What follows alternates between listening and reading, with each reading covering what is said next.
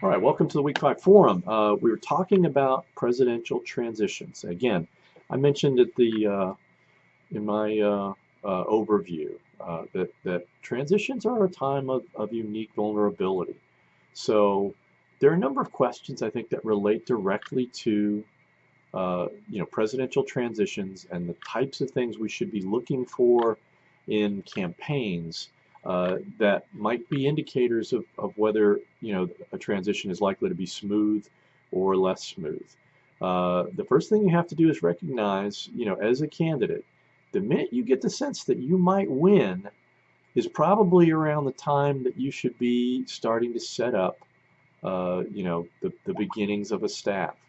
And then you have to figure out what you're going to do in terms of trying to develop trust between your campaign staff and your transition staff. Because a lot of times there is just built-in tension between those two groups of people. And if you don't, if as a candidate you're not doing the right things to make sure that there's a smooth interaction between those two very groups of people, it's you're gonna buy yourself some trouble.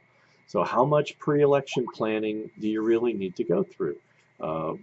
How much should the presidential candidate themselves be involved in the transition group? Because of course the problem is the earlier you get started, the more the media finds out that you're actually planning a transition, the more presumptuous you appear, right? And then there's the reality of what happens, once you actually win, right? How do you make that transition from, the pre-election transition to the post-election transition? Because that's when the decisions are actually being put into effect, right?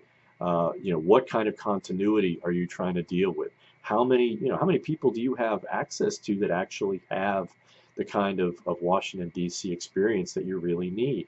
Um, making sure you get your own, a few key people into key positions. Having a chief of staff is really vital in those opening days of a president's administration.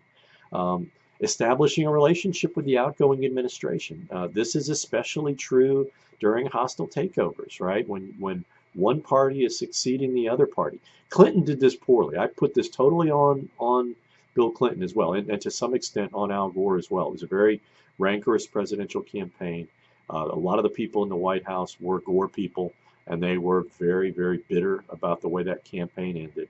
But that is not as an excuse for either Clinton or Gore. They should have set a much better example. They didn't.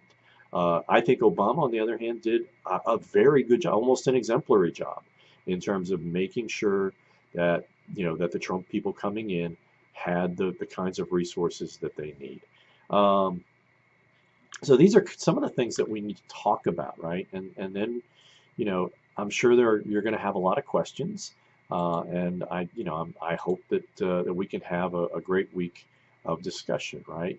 So let's talk a little bit, about why transitions are important and what we need to do to ensure that they go well.